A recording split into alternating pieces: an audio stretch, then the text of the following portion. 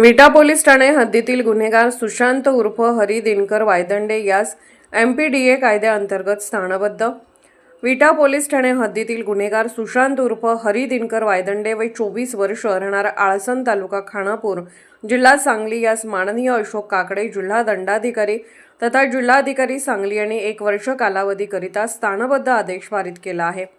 विटा पोलीस ठाण्याच्या हद्दीमध्ये यातील स्थानबद्ध इसम नामे सुशांत उर्फ हरी दिनकर वायदंडे याने सन 2020 ते 2025 मध्ये आपली दहशत राहावी म्हणून खुनाचा प्रयत्न करणे, महिलांना अश्लील शिवीगाळ करून विनयभंग करणे, हद्दपार कालावधीत विनापरवाना प्रसिद्ध केलेल्या प्रदेशात प्रवेश करणे, संगणमत करून घातक हत्याराने इच्छापूर्वक दुखापत पोहोचवणे, धमकी देणे, शिवीगाळ करणे अशा प्रकारचे गंभीर स्वरूपाचे गुन्हे केलेले आहेत।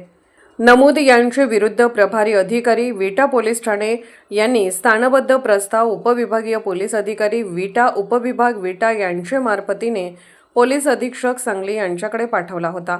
पोलीस अधीक्षक सांगली यांनी सदर प्रस्तावाचे अवलोकन करून सदरचा प्रस्ताव स्थानबद्धतेच्या शिफारशीने माननीय जिल्हा दंडाधिकारी तथा जिल्हाधिकारी सांगली यांच्याकडे पुढील कार्यवाही कामे पाठवला होता। नमूद प्रस्तावाची सविस्तर चौकशी करून गुन्हेगार सुशांत उर्फ हरी दिनकर वायदंडे वय 24 वर्ष, राहणार आळसण, तालुका खानापूर, जिल्हा सांगली यास माननीय अशोक काकडे जिल्हा दंडाधिकारी तथा जिल्हाधिकारी सांगली यांनी 1 वर्ष कालावधीकरिता स्थानबद्धतेचा आदेश पारित केला आहे।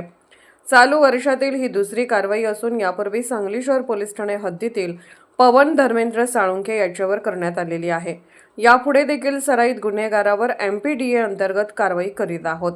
सदर कारवाई माननीय संदीप घुगे, पोलीस अधीक्षक सांगली, कल्पना बारवकर, अपर पोलीस अधीक्षक सांगली यांच्या मार्गदर्शनाखाली विपुल पाटील, उपविभागीय अधिकारी विटा उपविभाग विटा, संजीव झाडे, पोलीस निरीक्षक स्थानिक गुन्हे अन्वेषण शाखा सांगली, धनंजय फडतरे, पोलीस निरीक्षक विटा पोलीस ठाणे, police head constable Basavaraj Shirgopi, police constable Deepak Gutte, स्थानिक गुन्हे अन्वेषण शाखा सांगली, तसेच police head constable Vilas Mohite, police constable Vaibhav Koli, Vita police Thane यांनी भाग घेतला।